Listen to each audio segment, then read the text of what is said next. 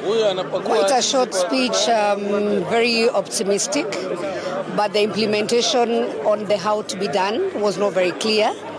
As a former chair of health, I was very happy about NHIF and reforms on NHIF, but on how, because we already passed a bill on reforms on NHIF, the how was not very clear. The same thing when we talked about NSSF, yes, it is good to save, but remember you're also talking about a society that they're not even saving a shilling. So 200 shillings saving is also something important. I didn't like his way of saying the 50 by 100. For me, I'm offended. And as among a society of the people who actually invest on those 50 by 100. So let any Kenyan invest the best way they can be able to. There are people who can afford 10,000 acres, others 50 by 100 is what they can afford of a place to call their own. And especially my community really loves something, something you can call on your own. Interesting about CDF, of course members really would want the CDF to come back, so it was a populist way of saying it. But on the how, you saw when CDF were mentioned, the members of parliament were very happy. When the issue of the Senate, that they also need to have their own fund, the member of National Assembly were not supportive.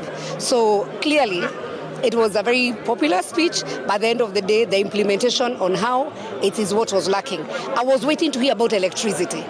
You know, anything about industrialization, about the cost of electricity is very high. On how to reduce the cost of electricity, he mentioned it, he said we're going to have innovation, but on how, you know, those are some of the things that will bring the cost of living in Kenya low. He talks again about minimizing all the cost of goods, and he said they're not going to look at any, subsidies. So when the border person was looking forward to hear that the cost of fuel has gone down, so when you say again you're not going to give the subsidy, so then what are you telling us? So there were many unanswered questions. Yes, short, popular. You have seen for the first time we had many clergy coming to parliament, and we have taken the longer, praying, which is a good thing. I'm a God-fearing person, but again, we need to see how we manage it.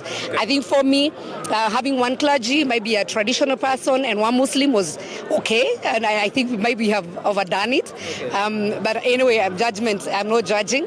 But it was a good thing, but again, very prolonged.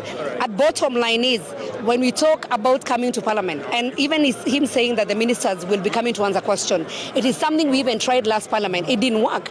Yes, we can change the standing orders, but then how are we going to have the separation of powers between the executive and the parliament? So basically, I would say 50-50. I hope the things that have been said can be implemented. For me, is a wait and see to see how those things can be implemented, because the how really lacked today in today's speech.